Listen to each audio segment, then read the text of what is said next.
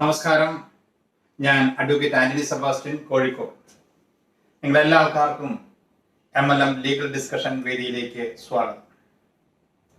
കഴിഞ്ഞ ദിവസം നമ്മൾ കണ്ടു ഡയറക്ട് സെല്ലിംഗ് ഇൻഡസ്ട്രിയുടെ നിയമം പഠിക്കേണ്ടതിന്റെ ആവശ്യകത, ഡയറക്ട് സെല്ലിംഗ് ഇൻഡസ്ട്രി ലീഗൽ ആയതുകൊണ്ട് വരാൻ പോകുന്ന മാറ്റങ്ങൾ.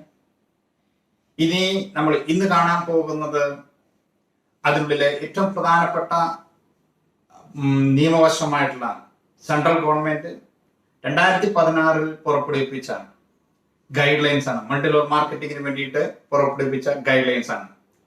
Central guide lines on multi level marketing 2016. ഇന്ത്യയിലെ മൊത്തം ഡയറക്ട് സെല്ലിംഗ് ബിസിനസിനെ നിയന്ത്രിക്കുന്നത് ഈ ഗൈഡ് ലൈൻസ് ആണ്. അപ്പൊ ഈ ഗൈഡ് ലൈൻസിനെ സംബന്ധിച്ചുള്ള അറിവ് ഒരു ഡയറക്ട് സെല്ലിംഗ് ബിസിനസ് ചെയ്യുന്ന ആൾക്കാർ, ഡയറക്ട് സെല്ലിംഗ് ഇൻഡസ്ട്രിയിൽ ഏർപ്പെട്ടിരിക്കുന്ന ആൾക്കാർക്ക്, എല്ലാ ആൾക്കാർക്കും വളരെ അത്യന്താപേക്ഷിതമാണ്. അതുകൊണ്ട് ബന്ധപ്പെട്ട ആൾക്കാർക്ക് മാത്രമല്ല, പൊതുജനങ്ങൾക്കും മൾട്ടി ലെവൽ മാർക്കറ്റിംഗ് സംബന്ധിച്ച് എന്ത് സംശയങ്ങളുണ്ടെങ്കിലും അത് പരിഹരിക്കുന്നത് ഈ ഗൈഡ് ലൈൻസിന്റെ ബേസിലാണ്. അപ്പൊ ഈ ഗൈഡ് ലൈൻസ് ഡീപ്പിൽ പഠിക്കുക എന്നുള്ളത് ഒരു ഡയറക്ട് സെല്ലിംഗ് മേഖലയായി ബന്ധപ്പെട്ട് പ്രവർത്തിക്കുന്ന എല്ലാ ആൾക്കാർക്കും വളരെ വളരെ പ്രധാനമുള്ളതാണ്, പ്രയോജനകരമാണ്. അപ്പോൾ ആദ്യമേ നമ്മൾ ഡീൽ ചെയ്യാൻ പോകുന്ന സബ്ജക്ട് ഞാൻ പറഞ്ഞു, ഈ ഗൈഡ് ലൈൻസ് ആണ്. ഈ ഗൈഡ് ലൈൻസിന് സെൻട്രൽ ഗവൺമെന്റ് ഇറക്കിയ ഈ ഗൈഡ് ലൈൻസിന് 10 ക്ലോസ് ആണുള്ളത്. ഈ 10 ക്ലോസുകൾ നമ്മൾ ക്ലോസ് ബൈ ക്ലോസ് ആയിട്ടാണ് നമ്മൾ ഡിസ്കസ് ചെയ്യാം. ക്ലോസിനുള്ളിൽ തന്നെ പല സബ് ക്ലോസുകൾ ഉണ്ടാവും, അതും നമ്മൾ ഡിസ്കസ് ചെയ്യും. ഡീപ്പായിട്ടുള്ള ഒരു സ്റ്റഡിയാണ്, സാധാരണക്കാർക്ക് മനസ്സിലാകുന്ന രീതിയിലാണ് നമ്മളത് ഉദ്ദേശിക്കുന്നത്. അപ്പൊ ആദ്യത്തെ ക്ലോസ് ഡീൽ ചെയ്യുന്നത് ഡെഫിനിഷൻ ക്ലോസുകളാണ്, നിർവചനങ്ങൾ. ഈ ഗൈഡ് ലൈൻസിൽ ഉടനീളം ഉപയോഗിച്ചിരിക്കുന്ന വാക്കുകൾ എന്താണ് മീൻ ചെയ്യുന്നുള്ളതാണ് ഈ ഡെഫിനിഷൻ ക്ലോസിൽ നമ്മൾ അല്ലെങ്കിൽ ഡിസ്കസ് ചെയ്യുന്നത്. അപ്പം ഡിസ്കഷനിൽ നമ്മൾ വരുന്ന ചില പ്രധാനപ്പെട്ട ഡെഫിനിഷൻസ് ആണ് ഡിസ്കസ് ചെയ്യുന്നത്, വളരെ വളരെ പ്രധാനപ്പെട്ടത്. ബാക്കിയുള്ളതെല്ലാം നിങ്ങൾക്ക് തന്നെ വായിച്ച് മനസ്സിലാക്കാൻ പറ്റുന്നതാണ്. എക്സ്പ്ലനേഷൻ കൂടുതൽ വേണ്ട പാർട്ട് മാത്രമാണ് നമ്മൾ ഡിസ്കസ് ചെയ്യുക. ആദ്യമേ എന്താ ചെയ്യേണ്ടതെന്ന് വെച്ചാൽ, നിങ്ങൾ എല്ലാ ആൾക്കാരും സെൻട്രൽ ഗവൺമെന്റിന്റെ ഈ ഗൈഡ് ലൈൻസിന്റെ കോപ്പി നിങ്ങളുടെ അടുത്തുണ്ടാവും. നിങ്ങൾക്ക് ഗൂഗിളിൽ സെർച്ച് ചെയ്താൽ നിങ്ങൾക്ക് ഈ കോപ്പി കിട്ടും. Central government guide lines on multi level marketing 2016 എന്നടിച്ചാൽ നിങ്ങൾ ഗൂഗിൾ സെർച്ച് ചെയ്താൽ നിങ്ങൾക്ക് കോപ്പി കിട്ടും. നിങ്ങൾ അതിന്റെ പ്രിന്റ് ഔട്ട് എടുത്ത് വെക്കുക. ആ പ്രിന്റ് ഔട്ട് എടുത്ത് വെച്ചിട്ട് ഈ ക്ലാസിന്റെ സമയത്ത് നിങ്ങൾക്ക് അത് ഡിസ്കസ് ചെയ്യുമ്പോൾ നിങ്ങൾക്ക് നോക്കാം പറഞ്ഞിരിക്കുന്ന കാര്യങ്ങൾ ശരിയാണ്. നിങ്ങൾക്ക് ഇതിനെ സംബന്ധിച്ച് എന്തെങ്കിലും സംശയങ്ങളുണ്ടെങ്കിൽ നിങ്ങൾ കമന്റ് ബോക്സിൽ ഇടാം. അതല്ലെങ്കിൽ നിങ്ങൾക്ക് എന്നെ പേഴ്സണലായിട്ട് നിങ്ങൾ എന്റെ വാട്സ്ആപ്പ് നമ്പറിൽ നിങ്ങൾക്ക് കോൺടാക്ട് ചെയ്യാം. എന്റെ നമ്പർ 9249593885. നിങ്ങൾക്ക് ഇതിൽ കോൺടാക്ട് ചെയ്യാം. നിങ്ങളുടെ ഡൗട്ട്, നിങ്ങളുടെ സംശയങ്ങൾ, നിങ്ങളുടെ മറ്റുള്ള എന്തെങ്കിലും എൻക്വയറി കാര്യങ്ങളുണ്ടെങ്കിൽ നിങ്ങൾക്ക് എന്നെ കോൺടാക്ട് ചെയ്യാം. ലീഗലായിട്ടുള്ള വശങ്ങൾ നമുക്ക് ഡിസ്കസ് ചെയ്യാം. ഓക്കെ, ഇതിനുള്ളിൽ ഞാൻ ആദ്യമായിട്ട് ഡിസ്കസ് ചെയ്യുന്ന ക്ലോസ് ഡെഫിനിഷൻ ക്ലോസിലെ സബ് ക്ലോസ് 4 ആണ്. 4 ഇതിനെപ്പറ്റി സബ് ക്ലോസ് ക്ലോസ് 1,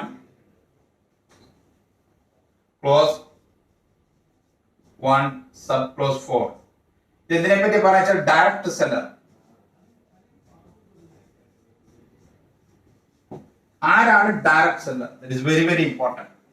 ആരാണ് ഡയറക്ട് സെല്ലർ എന്നുള്ളത് നമ്മൾ മനസ്സിലാക്കണം. ഡയറക്ട് സെല്ലിംഗ് ഇൻഡസ്ട്രിയിൽ വർക്ക് ചെയ്യുന്ന എല്ലാ ആൾക്കാർക്കും ഈ ടേം എന്താണ് ഉദ്ദേശിക്കുന്നതെന്ന് ഉള്ള ഒരു ഉത്തമ ബോധ്യം ഉണ്ടായിരിക്കണം. ആദ്യമേ തന്നെ നമുക്ക് അതിന്റെ ഡെഫിനേഷനിലേക്ക് പോകാം. എങ്ങനെയാണ് ഡെഫിനേഷൻ പറയുന്നത് നോക്കുക. Direct seller means A person. Direct seller means A person appointed or authorized directly or indirectly by a direct selling entity through an legally enforceable written contract to undertake direct selling business on principle to principle. ഇതാണ് direct സെല്ലറിനെ പറ്റിയുള്ള definition. അത് നമ്മൾ detail ആയിട്ട് മനസ്സിലാക്കുക. Direct seller is a person. ഇതിനോട് 10 conditions വന്നിരിക്കണം ഇതിന്റെ നിർവചനം complete ആകണമെങ്കിൽ. ഒന്നാമത് direct seller is a person appointed or authorised directly or indirectly by a direct selling entity through a legally enforceable written contract to undertake direct selling business on principle to principle basis. ഈ definition നമ്മൾ detail ആയിട്ട് പഠിച്ചാൽ ഈ നിയമം പഠിക്കും. ഈ ഡെഫിനിഷൻസിന്റെ interpretations നമ്മൾ detail ആയിട്ട് മനസ്സിലാക്കിയാൽ ഡയറക്ട് സെല്ലിംഗ് ബിസിനസ് എന്താണ് അനുശാസിക്കുന്നത്, എന്താണ് നിയമ വിരുദ്ധം എന്ന് നമുക്ക് മനസ്സിലാക്കണം. അപ്പം ഡയറക്ട് സെല്ലിംഗ് ബിസിനസ്സുമായിട്ട് ബന്ധപ്പെട്ടിരിക്കുന്ന എല്ലാ ആൾക്കാരും ഈ ഡെഫിനേഷൻസ് ഡീറ്റെയിൽ ആയിട്ട് മനസ്സിലാക്കണം. ഇത് ഞാൻ സ്പ്ലിറ്റ് ചെയ്ത് നിങ്ങളോട് പറഞ്ഞു തരാം. എന്താണ് ഇതിനകത്ത് ഉദ്ദേശിക്കുന്നത്, ആരാണ് ഡയറക്ട് സെല്ലർ? ആദ്യം പറഞ്ഞ direct seller is a person. First നമ്മൾ മനസ്സിലാക്കണം, direct seller is a person. ആരാണ് person? First condition direct seller is a person. ആരാണ് പേഴ്സൺ? പേഴ്സൺ എന്ന് പറഞ്ഞാൽ അത് നമ്മൾ നാച്ചുറൽ ആയിട്ടുള്ള പേഴ്സൺ ആയിരിക്കാം, അല്ലെങ്കിൽ ലീഗൽ പേഴ്സൺ ആയിരിക്കാം.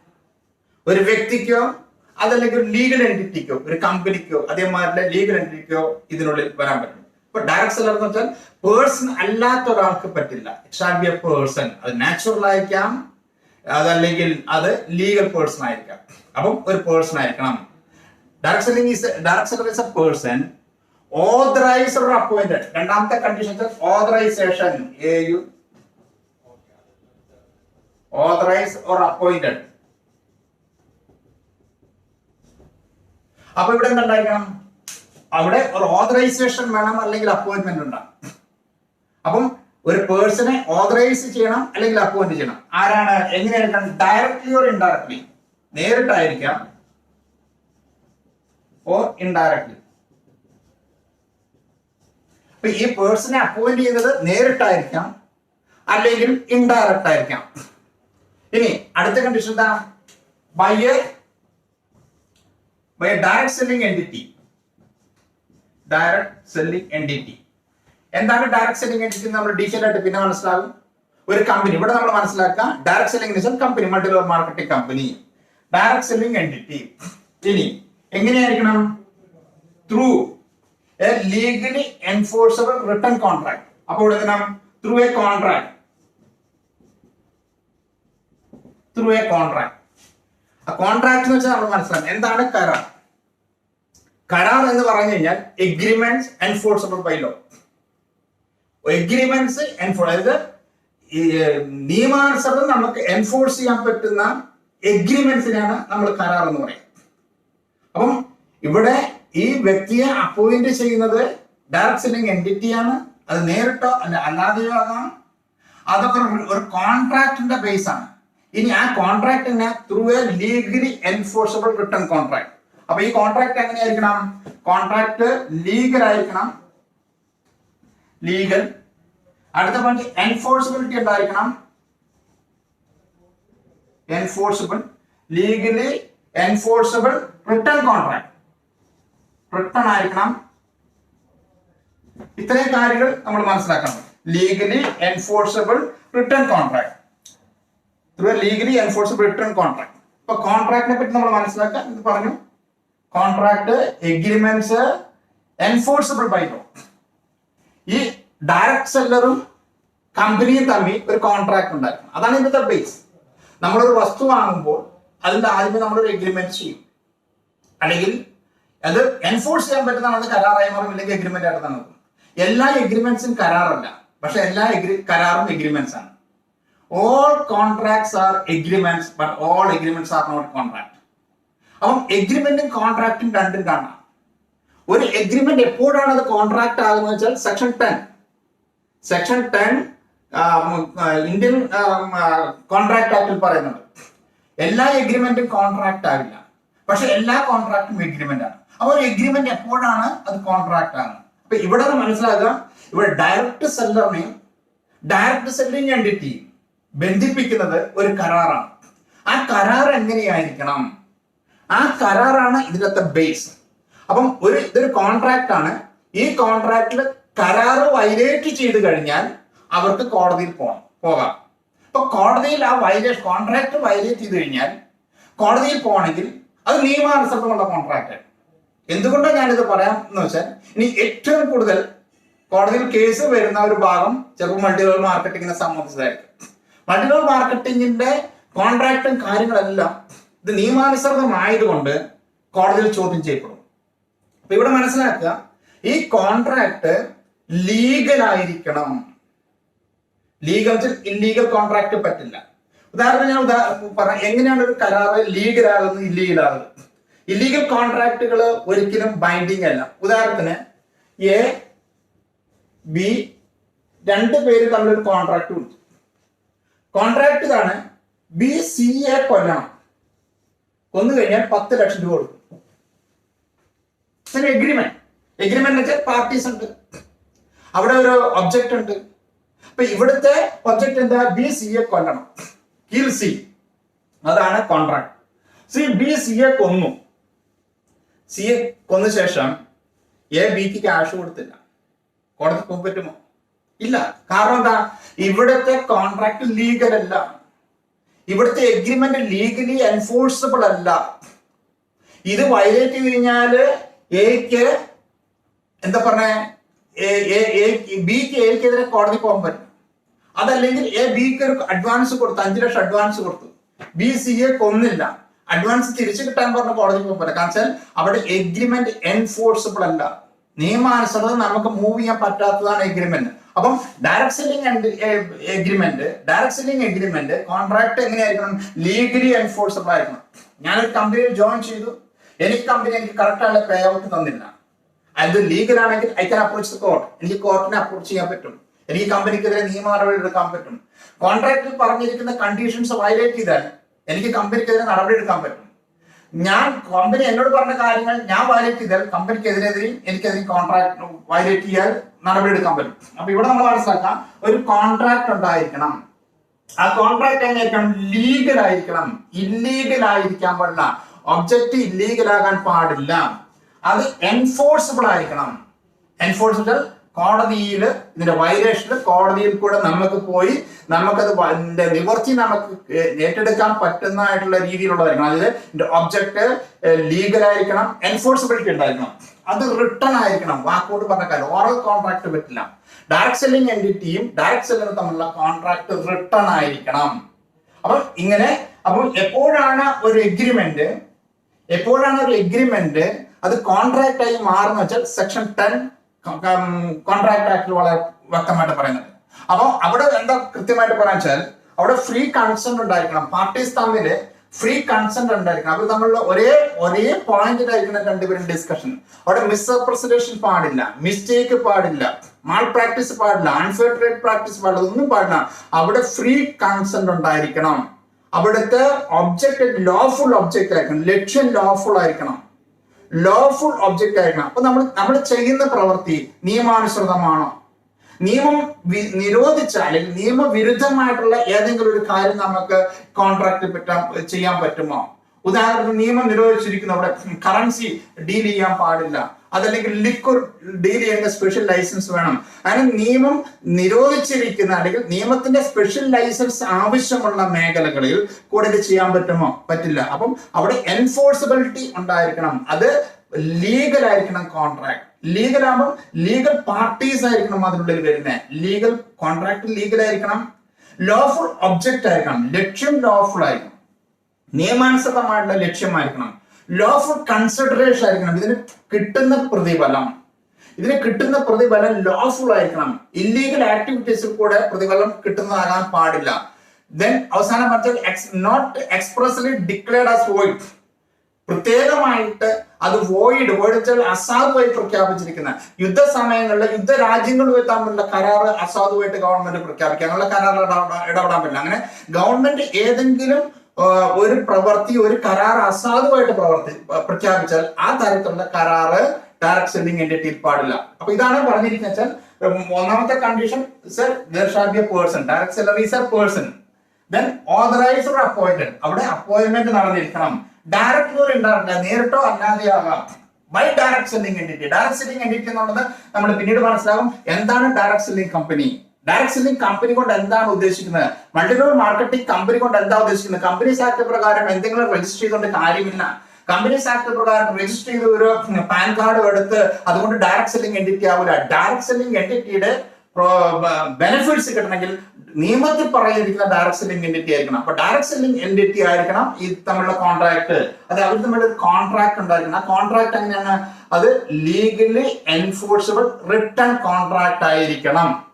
ഇതാണ് കോൺട്രാക്ടിനെ പറ്റി ജനറൽ ആയിട്ട് വളരെ സിമ്പിൾ ആയിട്ട് പറഞ്ഞാൽ അത് എഗ്രിമെന്റ് ആയിരിക്കണം, അത് ലീഗലി എൻഫോഴ്സബിൾ ആയിരിക്കണം, അതിന്റെ രണ്ട് പാർട്ടീസും തമ്മിലുള്ള ഫ്രീ കൺസെന്റ് ആയിരിക്കണം. ഫ്രീ കൺസെന്റ് എന്ന് വെച്ചാൽ സ്വതന്ത്ര മനസ്സ് എപ്പോഴേ കിട്ടണം, അതിനെപ്പറ്റി ഡയറക്ട് സെല്ലർക്ക് പൂർണ്ണ ബോധ്യം ഉണ്ടായിരിക്കണം, പ്ലാൻ വളരെ വ്യക്തമായി പറഞ്ഞു കൊടുക്കണം, ഒരു കാര്യങ്ങളും ഹൈഡ് ചെയ്യാൻ പാടില്ല, പ്രധാനപ്പെട്ട എല്ലാ കാര്യങ്ങളും ധരിപ്പിച്ചിരിക്കണം, എങ്കിൽ മാത്രമേ ഫ്രീ കൺസെന്റ് കിട്ടുള്ളൂ. അപ്പൊ ഫ്രീ കൺസെന്റ് ആയിരിക്കണം, ലോഫുൾ ഒബ്ജക്റ്റ് ആയിരിക്കണം, ലക്ഷ്യം ലോഫുൾ ആയിരിക്കണം, നിയമാനുസൃതമായിരിക്കണം, ലക്ഷ്യം കറക്റ്റ് ആയിരിക്കണം, ലോഫുൾ കൺസിഡറേഷൻ ആയിരിക്കണം, അതിന്റെ കൊടുക്കുന്ന പ്രതിഫലം, അതിൽ കിട്ടുന്ന കമ്മീഷൻ അത് നിയമാനുസൃതമുള്ളതായിരിക്കണം, അത് ഗവൺമെന്റ് പ്രത്യേകം നിരോധിച്ചതുമാകരുത്. ഇത്രയും കാര്യങ്ങളാണ് കോൺട്രാക്ടിന്റെ. ഇനി എന്തിനാ through a legally enforced written contract to undertake, എന്താ പണി പറയുക, to undertake direct selling business, to undertake direct selling business. എന്തിനാണ് അപ്പോയിന്റ് ചെയ്തിരിക്കുന്നത്? ഡയറക്ട് സെല്ലിംഗ് ബിസിനസ് ചെയ്യാനാണ്. അപ്പൊ എന്താണ് ഡയറക്ട് സെല്ലിംഗ് ബിസിനസ് എന്ന് നമ്മൾ മനസ്സിലാക്കണം. ഡയറക്ട് സെല്ലിംഗ് ബിസിനസ് എന്ന് പറഞ്ഞാൽ വലിയൊരു ഡെഫിനേഷൻ തന്നെയുണ്ട് ഡയറക്ട് സെല്ലിംഗ് ബിസിനസ്. അപ്പം ഡയറക്ട് സെല്ലിംഗ് ബിസിനസ് എങ്ങനെയാണ്? On the base of principal to principal. 10ാമത്തെ കണ്ടീഷൻ പ്രിൻസിപ്പിൾ ടു പ്രിൻസിപ്പിൾ. ഇവർ തമ്മിലുള്ള ബേസ് എങ്ങനെയാണ്? Principal to principal. അതായത് ഇവിടെ മാസ്റ്റർ സെർവന്റ് ഇല്ല, എംപ്ലോയർ റിലേഷൻഷിപ്പ് ഇല്ല. അപ്പൊ മാസ്റ്റർ സെർവന്റ് ഇല്ലാത്തതുകൊണ്ട് ഇവിടെ എംപ്ലോയർ റിലേഷൻഷിപ്പ് ഇല്ല, തൊഴിലാളി അല്ല ഇതിനുള്ളിലുള്ളത്. അപ്പൊ മൾട്ടി ലെവൽ മാർക്കറ്റിംഗിൽ വർക്ക് ചെയ്യുന്ന ആൾക്കാർ തൊഴിലാളികളാണോ? അല്ല. The principal to principal, master to master agreement ആണ് ഇതിനുള്ളിലുള്ളത്. ഇതിനുള്ളിൽ ഏജന്റ് പ്രിൻസിപ്പൾ എഗ്രിമെന്റ് അല്ല. അതുകൊണ്ട് ഡയറക്ട് സെല്ലിംഗ് കമ്പനിയിൽ ഒരാൾ എന്തെങ്കിലും ഒന്ന് ചെയ്ത് കഴിഞ്ഞാൽ അതിനെതിരെ കമ്പനിക്ക് എതിരെ പോകാൻ പറ്റില്ല. ദാറ്റ് മീൻസ് അവിടുത്തെ ആക്ടിവിറ്റീസ് എപ്പോ പോകാന്നുള്ളത് പ്രത്യേകിച്ച് പറയുന്നുണ്ട്, അതിനെ പിന്നീട് ഡിസ്കസ് ചെയ്യാം.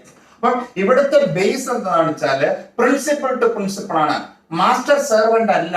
അവിടെ തൊഴിലാളി മുതലാളി ബന്ധമില്ല, അവിടെ തൊഴിലുടമ തൊഴിലാളി ബന്ധമില്ല. അതുകൊണ്ട് ഡയറക്ട് സെല്ലിംഗ് ബിസിനസ്സിൽ വർക്ക് ചെയ്യുന്ന ആൾക്കാർ തൊഴിലാളികളല്ല, കമ്പനിയുടെ തൊഴിലാളികളല്ല, തൊഴിൽ നിയമങ്ങൾ ഇതിന് ബാധകമല്ല. ഇവിടുത്തെ ബേസ് എംപ്ലോയി അല്ല അത്.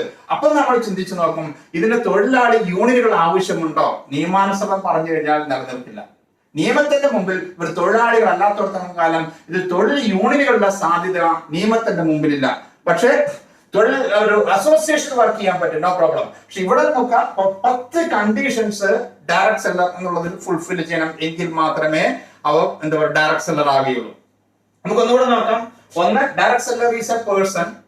ഡയറക്ട് സെല്ലറിന്റെ ഡെഫിനിഷൻ നോക്കാം. ഡെഫിനിഷൻ ക്ലോസ് സബ് ക്ലോസ് 4 ആണ് ഡയറക്ട് സെല്ലറെ പറ്റി പറഞ്ഞത്. അപ്പൊ ഡയറക്ട് സെല്ലറിന്റെ definition, direct seller is a person authorized or appointed directly or indirectly by a direct selling entity through a legally enforceable written contract to undertake direct selling business on principle to principle. ഈ ഡെഫിനിഷന്റെ explanation ആണ് മുഴുവൻ വരുന്നത്. അപ്പൊ ഈ 10 conditions ഇതിനുള്ളിൽ ഒരുമിച്ച് വരണം. അപ്പൊ ഒരു വ്യക്തിയായിരിക്കണം, അത് നാച്ചുറൽ ആകാം, ലീഗൽ ആകാം. രണ്ടാമത് അവിടെ ഒരു ഓതറൈസേഷൻ അപ്പോയിന്റ്മെന്റ് ഉണ്ടായിരിക്കണം, ഒരു ഓതറൈസേഷൻ കൊടുത്തിരിക്കണം, അല്ലെങ്കിൽ ഒരു അപ്പോയിന്റ്മെന്റ് ലെറ്റർ ഉണ്ടായിരിക്കണം. ഇദ്ദേഹത്തെ അപ്പോയിന്റ് ചെയ്തിരിക്കുന്നു എന്നുള്ള രീതിയിൽ ഒരു അപ്പോയിന്റ്മെന്റ് ലെറ്റർ ഉണ്ടായിരിക്കണം, അല്ലെങ്കിൽ ഓതറൈസേഷൻ ഉണ്ടായിരിക്കണം. അത് നേരിട്ടോ അല്ലാതെയോ ആകാം. ഡയറക്ട് സെല്ലിംഗ് കമ്പനി ആയിരിക്കണം. ആരാണ് ഡയറക്ട് സെല്ലിംഗ് കമ്പനി എന്നുള്ളത് നിങ്ങൾ മനസ്സിലാക്കുമ്പോൾ, ആ ഡെഫിനിഷൻ മനസ്സിലാക്കുമ്പോൾ നമുക്ക് മനസ്സിലാകും ഇന്ന് കാണുന്ന പലതും ഡയറക്ട് സെല്ലിംഗ് എൻറ്റിറ്റി അല്ല, ഇന്ന് നമ്മുടെ മാർക്കറ്റിലുള്ള പലതും ഡയറക്ട് സെല്ലിംഗ് കമ്പനി അല്ല എന്ന് നമുക്ക് മനസ്സിലാക്കാൻ കഴിയും. അപ്പൊ ഡയറക്ട് സെല്ലിംഗ് കമ്പനി ആരാണ്, ഡയറക്ട് സെല്ലിംഗ് എൻറ്റിറ്റി എന്താണ് എന്നുള്ള ആ ഡെഫിനിഷൻ പഠിക്കാൻ നമുക്ക് മനസ്സിലാകും. അപ്പൊ ഡയറക്ട് സെല്ലിംഗ് എൻറ്റിറ്റി ആയിരിക്കണം. അവിടെ ഒരു റിട്ടേൺ കോൺട്രാക്ട് ഇല്ലാതെ പറ്റില്ല. കോൺട്രാക്ട് രജിസ്റ്റേർഡ് കോൺട്രാക്ട് ആയിരിക്കണം. കോൺട്രാക്ട്, ഈ കോൺട്രാക്റ്റിൽ പറഞ്ഞിരിക്കണം എല്ലാ കാര്യങ്ങളും. ആ കോൺട്രാക്ട് വളരെ ലീഗൽ ആയിരിക്കണം, അത് റിട്ടേൺ ആയിരിക്കണം. പറഞ്ഞാൽ പോരാ, ആ കോൺട്രാക്ട് ആ പാർട്ടിയുമായിട്ട് സ്പെഷ്യൽ ആയിട്ട് സൈൻ ചെയ്തിരിക്കണം. ത്രൂ ഇലക്ട്രോണിക്സ് അതൊന്നും പ്രശ്നമില്ല, നിങ്ങൾക്ക് ഓൺലൈനിലോ അതൊന്നും പ്രശ്നമില്ല. പക്ഷെ അവിടെ ആ നിങ്ങൾ ചെയ്യുന്ന കമ്പനിയുടെ കോൺട്രാക്ട് ആദ്യമേ നിങ്ങൾ എടുക്കണം. എന്താണ് ഡയറക്ട് സെല്ലിംഗ് കമ്പനിയും ഡയറക്ട് സെല്ലറും തമ്മിലുള്ള കോൺട്രാക്ട് എന്താണെന്നുള്ള പ്രിന്റ് ഔട്ട് ഇന്ന് തന്നെ നിങ്ങൾ എടുത്ത് വായിച്ചു നോക്കുക. അതിനുള്ളിൽ എന്താണ് പറയുന്നത്, അതിനുള്ളിൽ പറഞ്ഞിരിക്കുന്ന കാര്യങ്ങൾ ലീഗലാണോ, അതിനുള്ളിൽ എൻഫോഴ്സിബിൾ ചെയ്യാൻ പറ്റുന്നതാണോ, അതിൽ കൊടുത്തിരിക്കുന്ന കൺസിഡറേഷൻ ലോഫുൾ ആണോ, അതിന്റെ ഒബ്ജക്റ്റ് ലോഫുൾ ആണോ എന്ന് വളരെ വ്യക്തമായിട്ട് നിങ്ങൾ മനസ്സിലാക്കണം. അത് to undertake direct selling business. എന്താണ് ഡയറക്ട് സെല്ലിംഗ് ബിസിനസ് എന്നുള്ളത് നമ്മൾ പഠിക്കും. ഡയറക്ട് സെല്ലിംഗ് ബിസിനസ് എന്താണെന്ന് പഠിക്കുമ്പോഴാണ് നമുക്ക് മനസ്സിലാകുന്നത് direct selling multi level marketing എന്താണ്, മൾട്ടി ലെവൽ മാർക്കറ്റിംഗിന് ഏതെല്ലാം മേഖലയിൽ പ്രവർത്തിക്കാം എന്ന് ഡയറക്ട് സെല്ലിംഗ് ബിസിനസ് എന്താണെന്ന് മനസ്സിലാക്കുമ്പോഴാണ്. എല്ലാ ബിസിനസ്സും ഡയറക്ട് സെല്ലിംഗ് ബിസിനസ് വരില്ല. അപ്പൊ ഡയറക്ട് സെല്ലിംഗ് ബിസിനസ് എന്താണെന്ന് നമ്മൾ മനസ്സിലാക്കുന്നു. അത് എന്തിനാണ് to undertake direct selling business on principal to principal ബേസിലാണ് ഇത് വർക്ക് ചെയ്യുന്നത്. എംപ്ലോയർ റിലേഷൻഷിപ്പ് ഇല്ല, മാസ്റ്റർ സെർവന്റ് റിലേഷൻഷിപ്പ് ഇല്ല, പ്രിൻസിപ്പൽ ഏജന്റ് റിലേഷൻഷിപ്പ് ഇല്ല.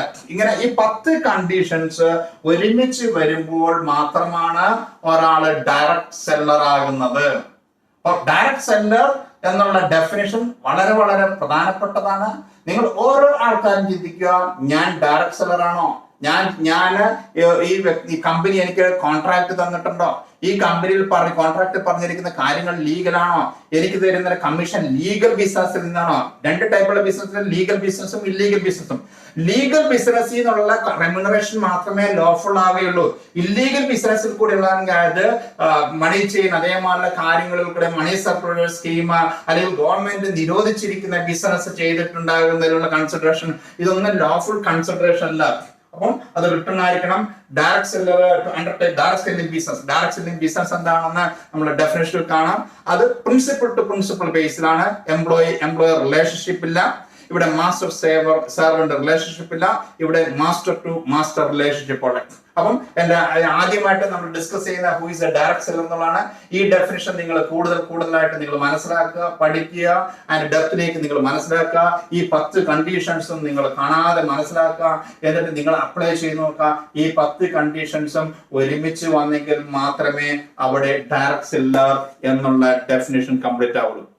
ഇനി നമ്മൾ അടുത്തതായിട്ട് കാണാൻ പോകുന്നത് എന്താണ് ഡയറക്ട് സെല്ലിംഗ് ബിസിനസ്. നമ്മൾ ചെയ്യുന്ന ബിസിനസ് എന്താണ്? ഡയറക്ട് സെല്ലിങ്ങിനെ പറ്റിയാണ് നമ്മൾ കാണാൻ പോകുന്നത്. ഡയറക്ട് സെല്ലിംഗ് ബിസിനസ് എന്ന് വെച്ചാൽ ഡയറക്ട് സെല്ലിംഗ് എന്താണ് നമ്മൾ മനസ്സിലാക്കണം.